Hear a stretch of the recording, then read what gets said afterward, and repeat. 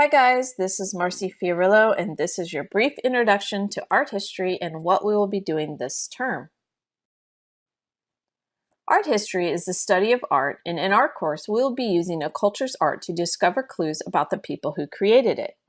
The humanities and how people express themselves creatively can tell us a lot about a culture. Just like a detective, we will be using these clues to learn more about these ancient cultures and in turn, more about ourselves. The difference between art appreciation and art history is really very subtle. Art appreciation focuses more on the formal qualities of an artwork and uses qualitative terms like beautiful, primitive, and skilled. Art history also includes a formal analysis of art, but we will add in a contextual analysis as well. Over the term, we'll be practicing doing both. In our investigations, we will ask ourselves some questions. First, let's start off by placing our artwork in time. How old is it? To discover this, we can look at the evidence. The physical evidence can help us determine age. What materials were used to create the artwork? We know that certain materials were used at certain times. For example, if it's made of iron, we know it must have been made in the Iron Age or later. Are there any written records we can look at? Artworks were often documented, especially the commission and subsequent sale of art. What about examining the artwork for visual clues, hairstyles, clothing styles, furniture, etc., and then placing it in a time period based on that? Lastly, we can look at the style of the artwork and compare it to the similar artworks to try to find the appropriate time period. Speaking of the style, this is a great way to get clues about an artwork. We can look at the characteristic artistic manner of a specific time and find similarities to help us categorize our artwork. Does this look like other Greek archaic sculptures, for example? We can also place artworks in specific geographic locations based on the style.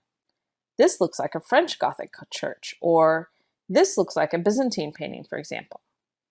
Lastly, we can look at the artist's personal style. This is from Picasso's Blue period, or his Cubist period, etc. When we study the subject matter of an artwork, we are discussing the iconography. Iconography literally means the writing of images. This includes not only the literal content, but the symbolic content as well. The image on the screen is not only a literal image of a couple from the Northern Renaissance, but there are many symbols included in the painting, like the dog, who represents fidelity, or the single candle in the chandelier, which represents Christ's presence in the union. When we study art, it's also important to think about who the artist was, because their ideas and background influence the artwork.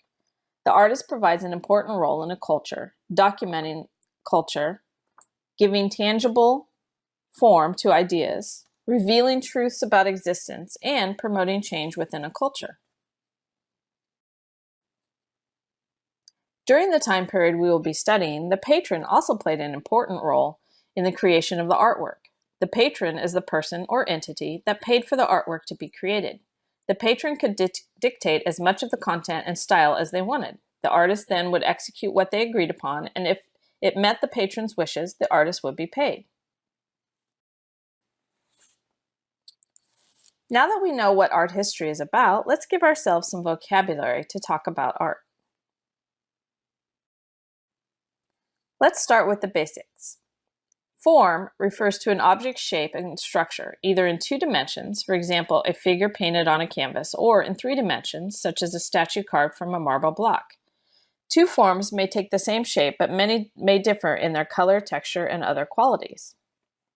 Composition refers to how an artist organizes or composes forms in an artwork, either by placing shapes on a flat surface or by arranging forms in space. Subject matter is literally what is depicted. We call the subject matter representational if it is recognizable. The less it resembles real things in the real world, we call this abstract art, reducing the world to its essential qualities. If the subject matter is not recognizable, then non-representational or non-objective is what we say. To create art forms, artists shape materials, pigment, clay, marble, gold, and many more, with tools, pens, brushes, chisels, and so forth. Each of the materials and tools available has its own potentialities and limitations. Part of all artists' creative activity is to select the medium and instrument most suitable to the artist's purpose, or to pioneer the use of new media and tools, such as bronze and concrete in antiquity and cameras and computers in modern times.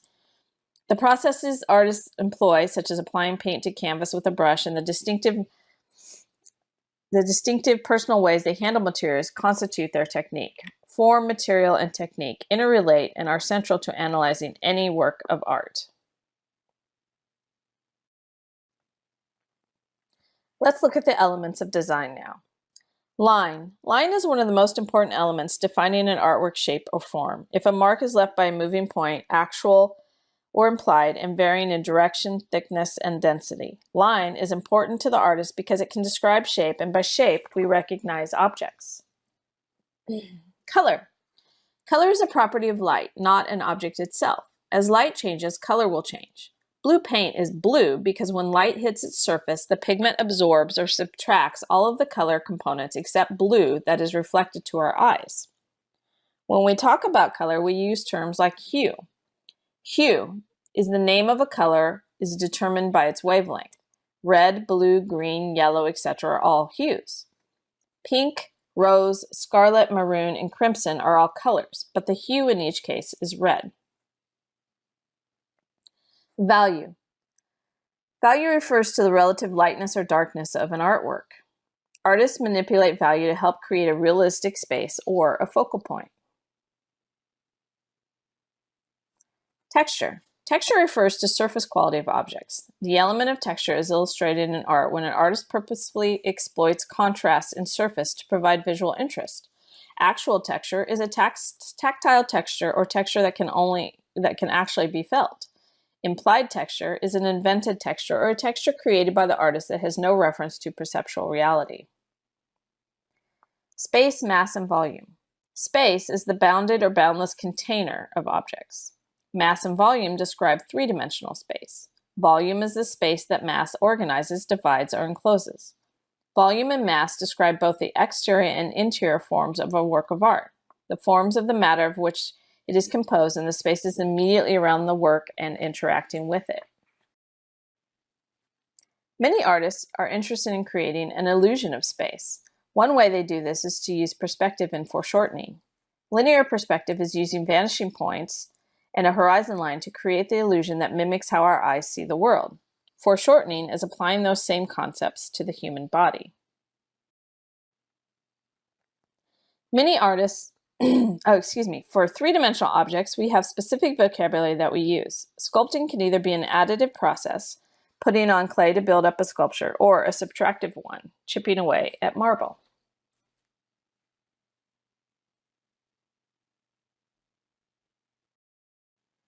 There are various ways to create an additive and subtractive sculpture. Artists can cast them in metal, carve them from wood or stone, or even create a picture plane relief carving by sculpting the surfaces only.